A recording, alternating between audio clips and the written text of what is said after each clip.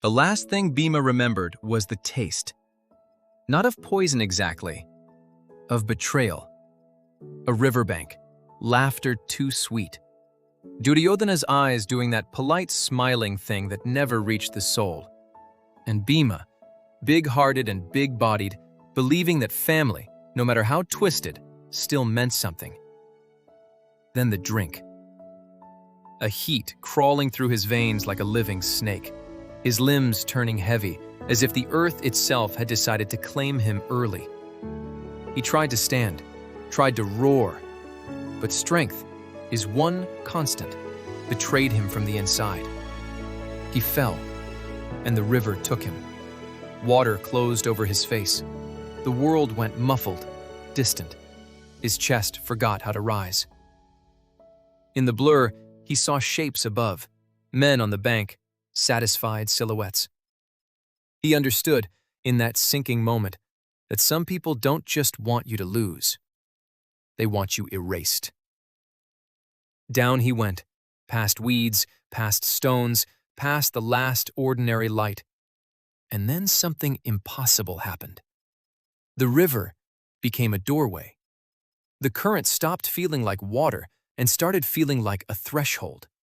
The darkness below didn't thicken, it opened. Bhima's eyes snapped wide. He wasn't dead. He was under the waters, and yet breathing. He lay on a floor that shimmered like polished gem, an underworld city built from serpentine elegance.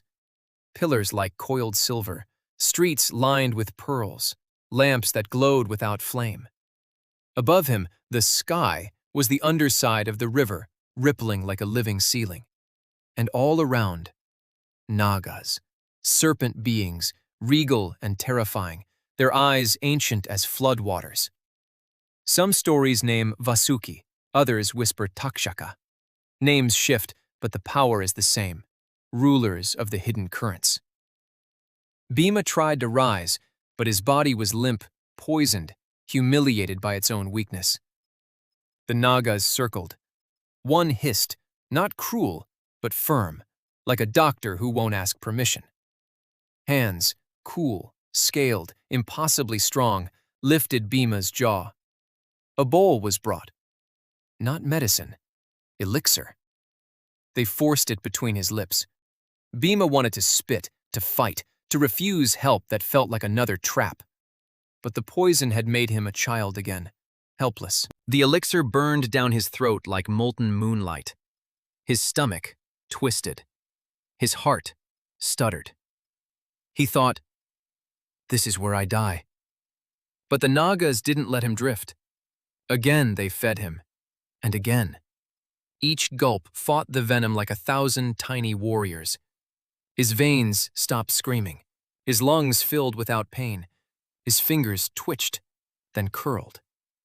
Strength returned. Not ordinary strength. Something older. Something that felt like the river itself had entered his muscles. Bhima sat up with a gasp, and the jeweled city seemed to lean back, acknowledging the shift. The Nagas watched, satisfied. One of them spoke, voice like water over stone. "You were thrown away," it said. "But you do not belong to the river's death. You belong to destiny's work." Bhima's eyes burned.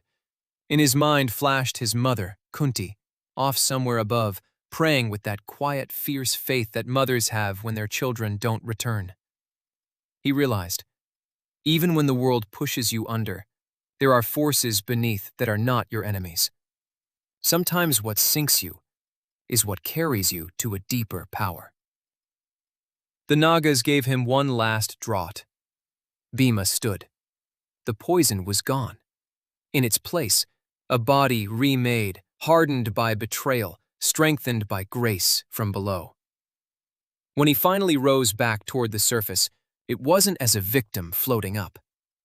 It was as a storm returning. Closing wisdom. The river that was meant to erase Bhima became the womb of his strength, because Dharma has allies even in the depths where traitors